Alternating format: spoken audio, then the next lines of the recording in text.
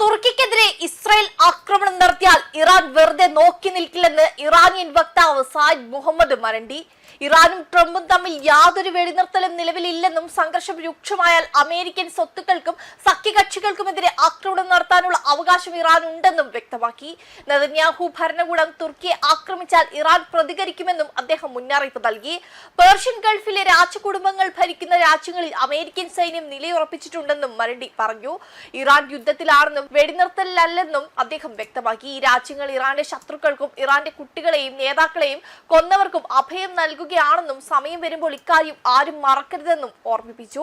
ഇറാനെതിരെ പുതിയ ഘട്ട സാമ്പത്തിക യുദ്ധം ആരംഭിക്കാൻ ഇസ്രായേൽ പ്രധാനമന്ത്രി Benjamin Netanyahu American president Donald ട്രംപിനോട് ആവശ്യപ്പെട്ടതായും ആരോപിച്ചു.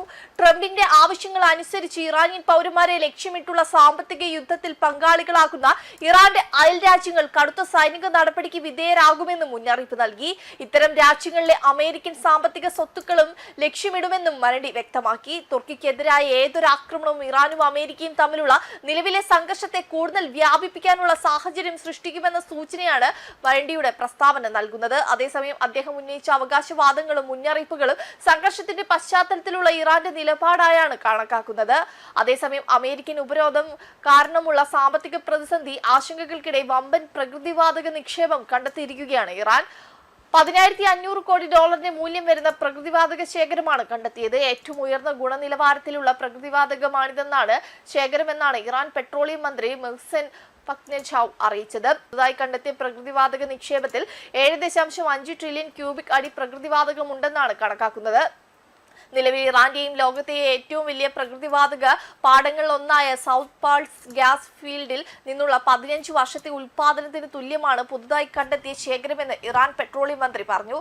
ഇതിൽ നിന്നും ഏകദേശം 5.7 ട്രില്യൺ ക്യൂബിക് അടി വാതകം വാണിജ്യ അടിസ്ഥാനത്തിൽ വേർതിരിച്ചെടുക്കാൻ സാധിക്കും. കണ്ടെത്തിയ വാതകം സ്വീറ്റ് ഗ്യാസ് ഇനത്തിൽപ്പെട്ടതാണ്. ഹൈഡ്രജൻ സൾഫേറ്റ് പോലുള്ള മാലിന്യങ്ങൾ കുറവായതിനാൽ ഇവ സംസ്കരിക്കുകയും ഉൽപ്പാദിപ്പിക്കാനുമുള്ള ചെലവ് വളരെ കുറവായിരിക്കും. കൂടാതെ ശതകോടിക്കണക്കിന് ഡോളർ മൂല്യമുള്ള ഗ്യാസ് കോണ്ടൻസോളറ്റും ഇവിടെയുണ്ട്. അമേരിക്കയും ഇസ്രായേലുമായുള്ള സംഘർഷത്തിൽ രാജ്യത്തെ ഊർജ്ജ ഇൻഫ്രാസ്ട്രക്ചറുകൾക്ക് നാശനഷ്ടം സംഭവിക്കുകയും പ്രതിദിനം 230 മില്യൺ ക്യൂബിക് മീറ്ററോളം വാതക ഉൽപാദനം തടസ്സപ്പെടുകയും ചെയ്തിരുന്നു. തകരാറിലായ എണ്ണ ഉൽപാദനം പുനഃസ്ഥാപിക്കാൻ ഇറാൻ ശ്രമിക്കുന്നതിനിടയിലായിരുന്നു പുതിയ കണ്ടെത്തൽ. വെബ് ഡെസ്ക് കർമ്മ ന്യൂസ്.